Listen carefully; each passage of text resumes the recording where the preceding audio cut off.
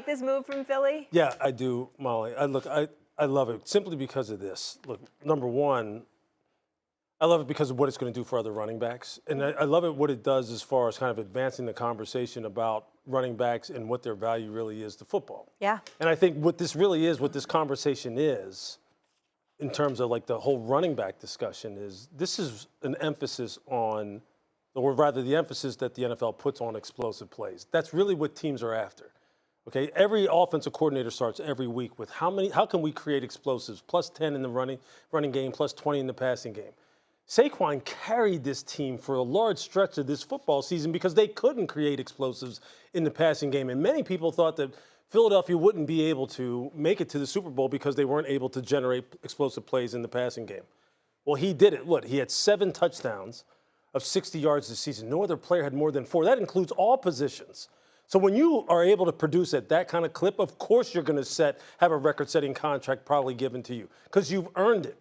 And that's exactly why, like, when we get to the draft and you start thinking about where does Ashton Genty actually wind up going, how high does he actually wind up going, think about what this young man did. 29 TDs, and they were an average distance of 28 yards. That's what the league is after.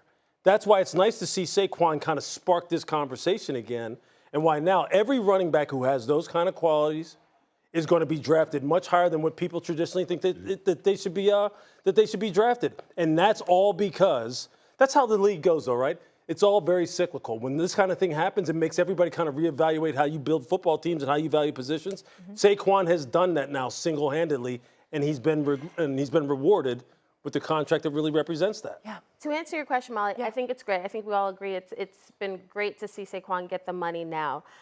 I don't know if this will change the conversation around running backs. I hope it does, because even Jahmyr Gibbs being drafted as high as he was by the Lions, a lot of people were like, what is Brad Holmes doing? They don't need him. I understand it's a copycat league, but to me, Saquon, I don't know if the Giants even look back and think, yeah, we made a mistake there. I don't think Joe Shane is sitting there. I think he's saying he couldn't have done that for us, so we made the right call. I don't know, because Saquon is a unique, special talent. And I don't know if teams will look at it and say Saquon is an outlier. He is different. That worked for the Eagles because they had the roster, they had the line, they had the roster that where he fit into that puzzle, he took them the distance. I don't know if other teams are going to look at the other running backs and say, you know what? All running backs deserve to be paid at a higher rate. I don't know if that's true. But do you think that it's going to kind of change their mind a little bit, just from the simple standpoint of what a difference maker he was for Philly in terms of pushing them over the edge? Would they have won a Super Bowl if they hadn't acquired Saquon Barkley? I think so. He should. I think he should change the conversation. I am not convinced, having watched NFL GMs operate, I'm not sure if this situation will change it. That's fair, but I think the important thing to point out is that it's really not about whether he changes the conversation, because everybody ain't Saquon. Everybody ain't rushing for 2,005 yards. Everybody don't have 378 touches, which was first in the league, 2,283 yards from scrimmage, which was first in the league, 5.8 yards per carry, which was second in the league behind Derrick Henry. Everybody can't do that. But here's a bigger point for me personally. The Eagles are the gold standard. It's not because they're the reigning defending Super Bowl champions now. It's not just because of that. It's because they did the right thing by somebody who did right by them. Yeah. Along the way, we've been talking for years about the NFL being the NFL. And they run the show. You got a hard cap. You got to restructure deals. They can sign you to a contract. They can come to you for a pay cut. They can restructure deals and all of this other stuff. And it's not very player friendly.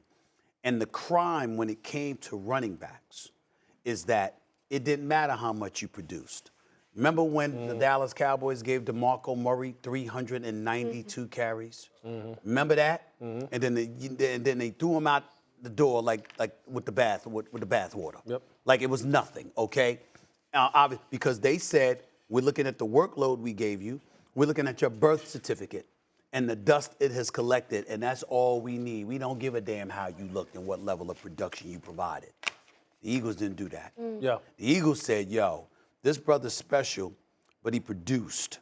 Yeah. And what we're going to do is we're going to make sure we still believe in him. So they didn't do it out of that. It's not like they don't believe in him. Right. They still believe in him. But they also said, we're not going to hold conventional football wisdom against him. We're going to do what's right. And I think this is a big deal because other NFL teams now have to think about player treatment in terms of dudes who produce for you. Yeah. You're supposed to take care of them. Yeah, I think it's equal parts, Stephen A. I think it's one. I think it does come into, your mode of thinking about doing right by players. Yes. I don't think you can let that be the lead, though, simply because contracts are supposed to represent future performance projection, right? So they obviously still feel as though he has a lot of mileage left. Yeah. Well, all I'm saying, though, Kimberly, is this. I'm not saying it's going to change the conversation around all running backs. I'm saying running backs who have unique skill sets like this, like Jameer, like Christian, like Ashton when he comes into the league. I don't think you're going to automatically push them down the board simply because you say there's just too much value in running back. So you know what? We don't need to move up and get a guy like this, especially if you see a guy like Jameer, right? How many teams right now wish they would have had a crack at Jameer Gibbs? Fair. You know what I'm saying? I'm saying those guys with unique skill sets aren't going to be put in the same box as everyone else. And Saquon has made people kind of start thinking that way. If we find one like this, go get him. We went from Jackson State to Colorado and changed 2 programs back to back. So you don't think I could come to an NFL franchise and change the program again? It's history. We done it again. It's always going to repeat itself. All right, Kimberly and Louis, you know better than anyone. This is the time of the year when the narrative starts swirling leading up to the NFL draft. Kimberly, you were there last week. What did you hear about how NFL teams are perceiving Shedeur Sanders? So I've heard, some people feel like he's arrogant, he's a little too confident. However, most of the feedback I've heard about Shedeur has been positive. And there's one quote from an NFL exec that really stood out to me. He told me, I can see how someone would think Shedeur is arrogant if he or she doesn't take the time to get to know him. He is a thoughtful young man. He's not a BSer. He's not somebody that's going to tell you what you want to hear. He's going to tell you what he thinks, but he's going to think about his answer before he speaks to you. Now, what bothers me about the Shedeur conversation right now is that people seem, now that brash and arrogant are out there and have been assigned to him, now it's like, oh, you see, this guy can't lead a football team. My question is, why does it matter that he's confident when Baker Mayfield planting flags coming out of the draft, he was considered arrogant by some. Aaron Rodgers was the same guy who, as a young player, was concerned talking about aliens and all these things and had this very unique personality. It didn't matter because he could play football, right? Being a nice kid, being quiet, that doesn't equate to winning games. The only thing I want to hear about Shedeur from league people is, do you think he can turn around your franchise? Do you think he's the best quarterback? And if you don't, that's fine. But when we attach these labels, especially to black quarterbacks, then I got to do a little bit more digging. I got to ask, what is really behind it? He's Deion Sanders' son. You thought this kid was going to come in here and say, yeah, I think I could do it. No, he's going to tell you, I've done it, and I think I could do it. And I like that confidence. I'm trying to remain composed and not really be as angry as I want. But I'm fuming inside right now. What is he supposed to be? Insecure. As a quarterback entering the NFL. You can't be insecure and succeed as a quarterback in the NFL.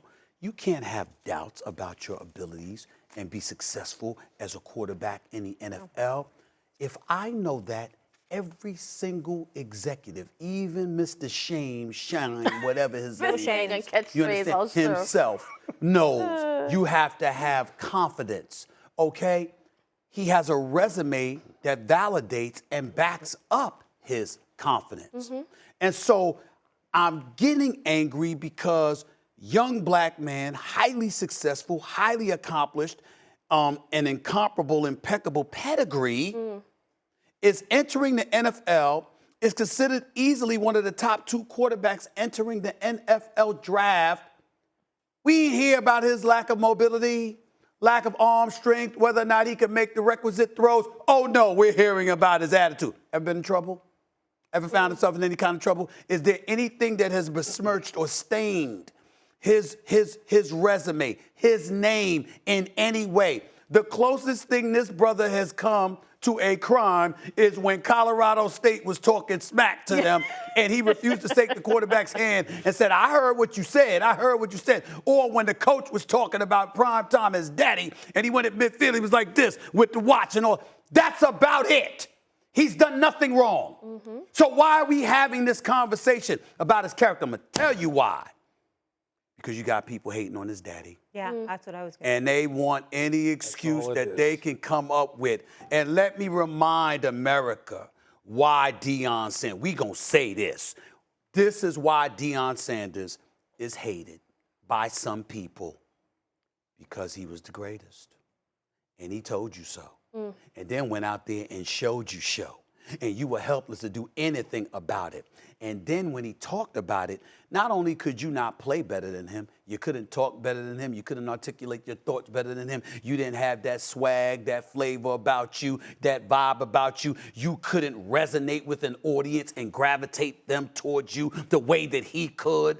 And Deion knew it, and you hated him for it. And so since you couldn't touch him, now you're trying to touch his son. This is low. The fact that this is a story, the fact that people are putting this stuff out there, I'm not blaming Josina Anderson, you or anybody else. I'm saying the fact that somebody would say this stuff is low. It's low. But that's all right, because this is 2025, and Deion Sanders got cover all day, every day. Right here with me, with him, and with any of us on any damn network who covers the NFL. We know who the hell Prime Time is. The brother's so prime time, it's sacrilegious to talk about him in the daytime. That's how big time Prime Time is. And now his son is coming, and they gonna use this as an excuse. Sorry asses, y'all make me sick. I'm talking about the people that put that stuff out there. The people who say this stuff, the people who have these preconceived notions about what he must be like, are people who have never spent a single minute with him. They don't know. Never been around him for 1 minute. Yeah. They don't know. I was around this guy 30-something years ago when he was still crafting his image. He's one of the greatest teammates I've ever had. Two different personas. There's Prime Time, and he has already articulated why he crafted that image and what the purpose was.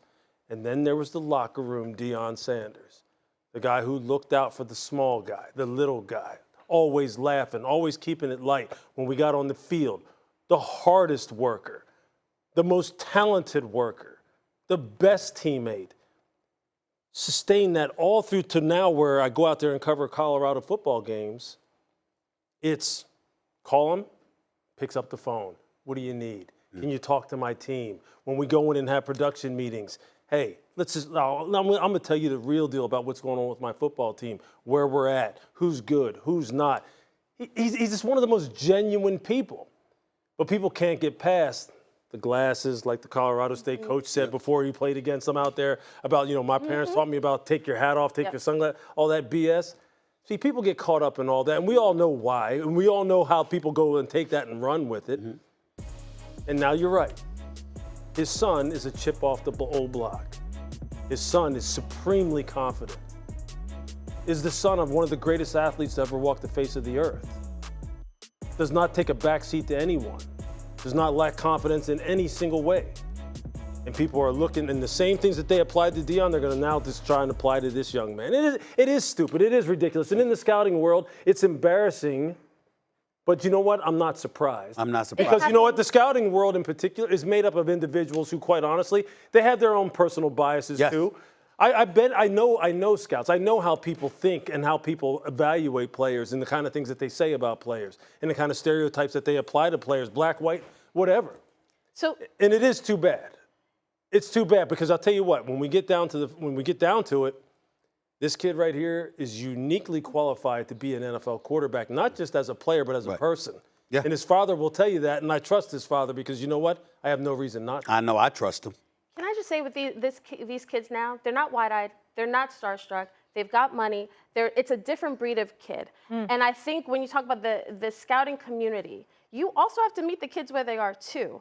Last night, some of the Browns coaches had dinner in Cleveland with Shedeur, with Travis Hunter, with Abdul Carter. All three of those young men. Abdul has said, I should go number one. Shedeur says, if you want to change a franchise, draft me. Travis says, I could play both ways. Watch me, I did it in college.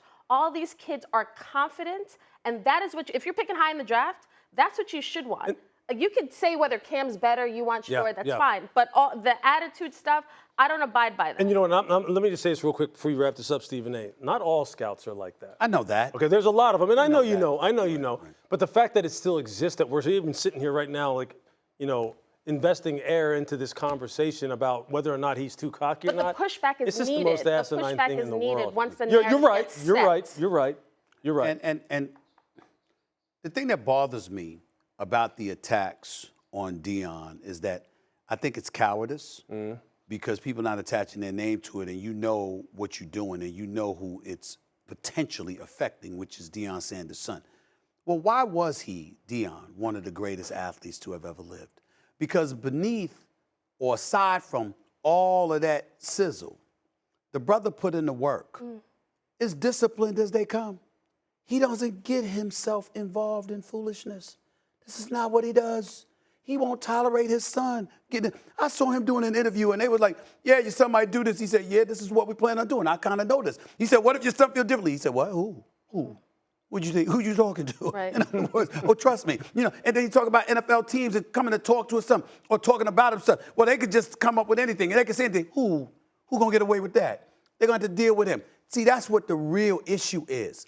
Because if Shedeur Sanders has one thing going against him, it's the fact that they know they're going to have to deal with Prime. Whether directly or indirectly, you're going to have to deal with that man. Because if you don't go home and just talk to him as a Hall of Famer who knows this, you're going to go home and talk to him as daddy.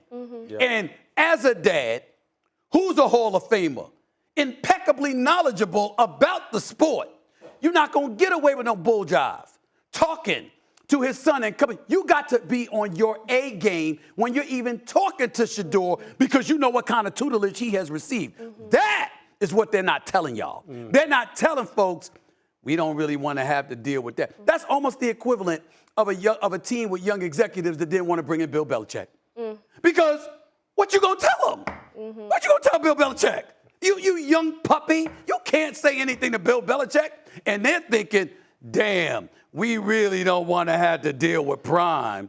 But I will just say this. The onus to me as a reporter, you also have to get the context too. You got to ask follow-up questions. Like, okay, you hear those terms labeled, him labeled that as such. Why? Tell me why. Or how do you feel about it? The more people you talk to, you realize, no, I could see how people would think he's brash if you don't spend any time with him at East West. If you don't spend, if the combine is the first time you're seeing him, then I could see you walking away and having one perspective. But it's on us to also provide the necessary context. Well, you say context, and I guess what I'm saying is all I need is a question and an answer. All right, you heard that about him. How does that make you feel about him now that you've seen film and you've spoken to him? What do you say to that? Meaning, as an executive, what do you say to that? That's what we need to hear. Are you gonna hold that against them? But I think that's part of the context, the follow-up questions, not just, hey, I wasn't really sold on it. I didn't like the personality. Why? What do you see on film? Can he lead your franchise? Those are the requisite questions. You can't have a quarterback that has no confidence. They all know that.